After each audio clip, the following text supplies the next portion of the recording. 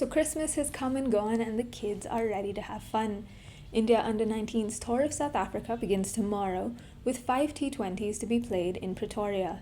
The 18-member squad for this bilateral series was announced earlier this month and will be led by 18-year-old Shafali Verma.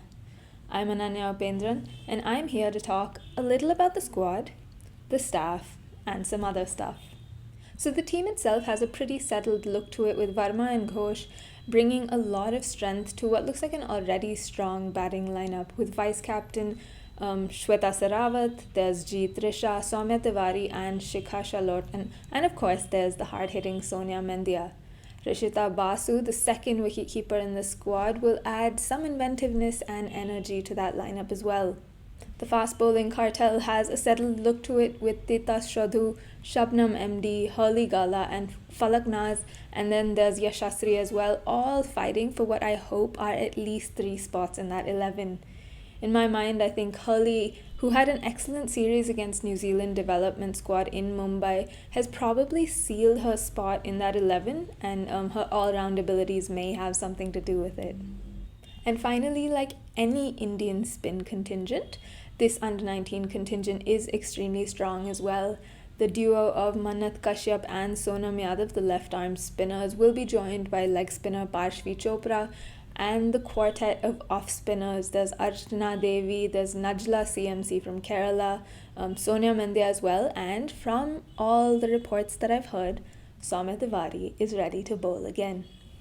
So this same group of 18 players will continue through to the World Cup, with the trio of Yashasri, Shikha Shalot and Najla sliding into the standbys, but the 15 will remain the same, with Shafali Verma in charge. It will be interesting to see how much of a go the 3 standbys for the World Cup actually have in the bilateral series, but all in all, it's a really solid looking contingent that's headed over to South Africa. There are questions about, I guess, the team combinations and how the inclusion of 2 senior internationals will have an impact on the rest of the squad, but more on that later.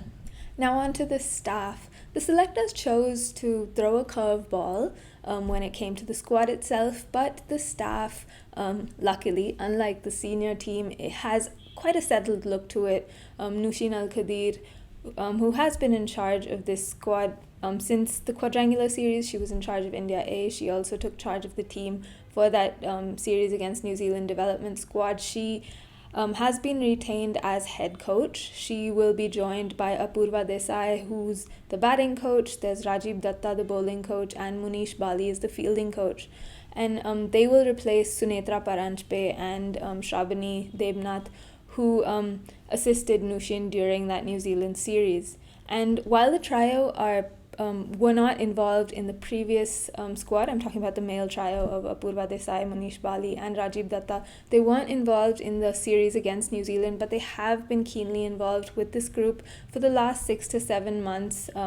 They were at the NCA during that camp. They were also involved with the Challenger Trophy teams as well, so they know this group very well and they're not new to the environment. Additionally, Shalini Mantravadi is the strength and conditioning coach. There's Akanksha Satyavanshi, who's the physiotherapist, and Mala Rangaswamy is the video analyst. They will accompany the squad as well. And now on to the other stuff. What could that be, you ask? Well, for me, like I mentioned earlier, it's just the team combination. I've got massively mixed feelings about the inclusion of Ghosh and Verma, but what's done is done and all that jazz, I guess. I'm more interested to see how the team balance changes with these 2 included in the squad. Both are pure batters. Remember, I know Shafali Verma bowls or tries to bowl some type of spin, but when you have the likes of Soumya Tiwari who's bowling again, there's Sonia Mendia, there's Jeet, Risha within that spin bowling all-rounder group. Where does Shafali fit? It would feel like if she does take the ball, India are either cruising or they're in a world of pain.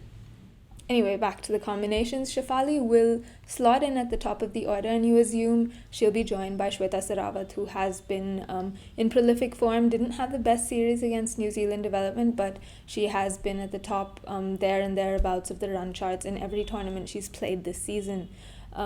So Shafali, you assume, would replace Soumya Tiwari, who, remember, was kind of used as a makeshift opener of sorts in that quadrangular series when Roshni Kiran was struggling to find runs, and Soumya's kind of struck gold as an opener. She did well in her first innings as opener. She scored an unbeaten 65. She had a really good series against New Zealand Development where she finished at the top of the run charts. So, Shafali's going to replace her.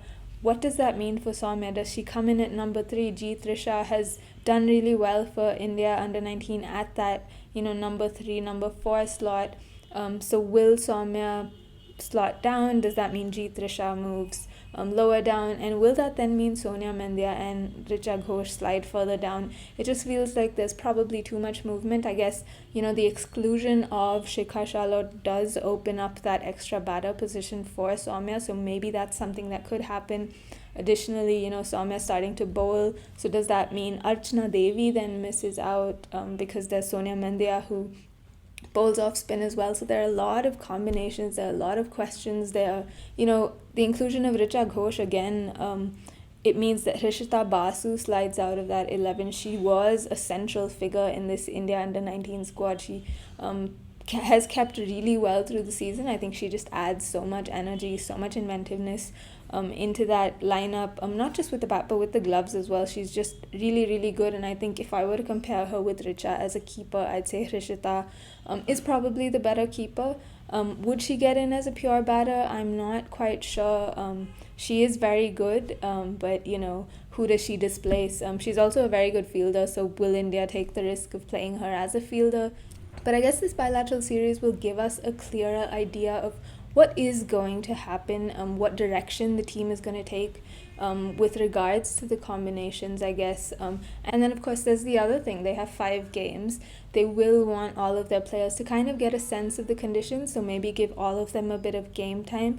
But they also need to identify their best 11 going into the World Cup. So, a lot of interesting things that are going to come from these 5 games.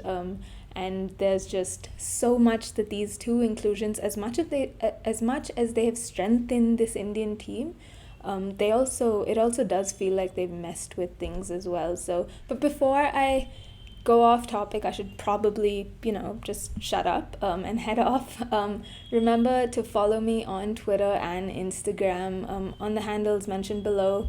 Additionally, in case you haven't clicked that bell icon on YouTube and subscribe to my channel, stay tuned for more Kutti stories, more insights around the team in the lead up to what is going to be a historic Under-19 T20 World Cup.